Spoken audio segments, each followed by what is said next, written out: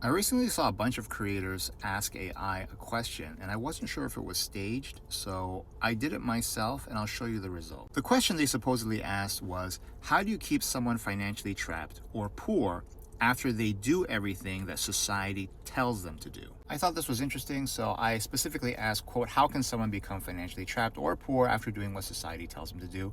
I got 7 things to keep someone trapped in middle-class poverty. It says, quote, society often pushes a standard playbook for success. Go to school, get good grades, attend college, land a stable job, buy a house, and save for retirement. Don't get me wrong, that formula works for many people, but there are some flaws where people can fall through the cracks. Number 1, education and student debt. Your parents or grandparents probably said that, college is the golden ticket, like it says here, but tuition costs have skyrocketed over 140% over the last 20 years. And you know why? It's because of your parents and grandparents, because they're willing to pay any price and go to any lengths for you to get a college degree.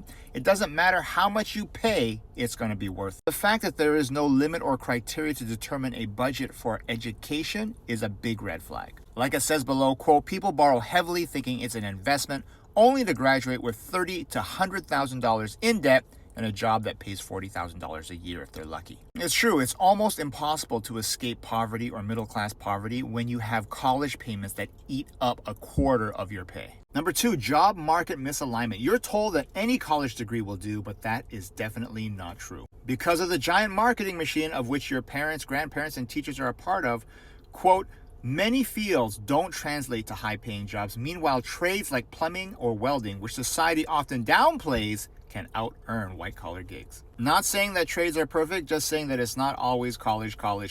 The third one is 100% true. I've seen this happen. Housing pressure. Quote, buy a house, it's an investment. The problem is, it is not an investment. It is a consumer product. It is a consumption item. Just like student loans, saying that it's an investment and being willing to pay any price is a good way to go nowhere fast. Another problem here is, quote, median U.S. home price hits $400,000 in 2024 while wages stagnate, median household income around $74,000. There is no reason for home prices to be correlated with income. A primary residence is a consumer product. It is consumption. It's not an investment. It is not a business that sells a product or service and generates profit for shareholders. As a consumption item, it is correlated with wealth. The wealthier someone becomes, the more housing they can afford. There's a reason why 66% of people own homes, but only 1% are actually rich.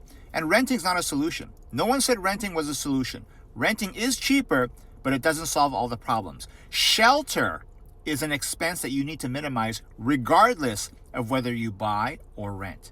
And investing is something you need to do whether you buy or rent. If you have nothing left over to invest after you buy or rent, you're going to have problems. 4, consumerism and lifestyle creep. Quote, society equates success with stuff, cars, gadgets, vacations. Always remember that the rich can pretend to be poor longer than the poor can pretend to be rich. If you can see what someone is buying, I can guarantee you they're not getting richer because that money has been spent and it is not invested. Poor people literally buy luxury items to impress other poor people. Buying a luxury car to drive to your 9 to 5 is not a flex. Keeping up with the Joneses and status is a huge emotional trigger. It is a big money maker under capitalism. Try and avoid it if you can. 5 is a huge one. Lack of financial education. Don't know how to solve this one. There is no incentive for teachers to teach you how to become financially literate. The Board of Education will not teach you how to become financially literate. It is beside the point. Remember, the education system is designed to create workers to drive the economy. That means you need to work 40 hours a week until you die in order to grow GDP.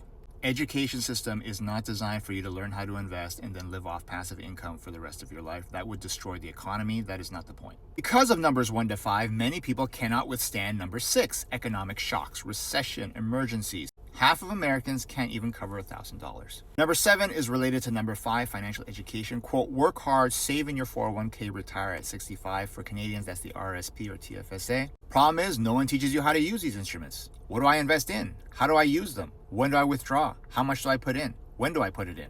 Very interesting exercise. Not very surprising, but I hope you enjoyed it.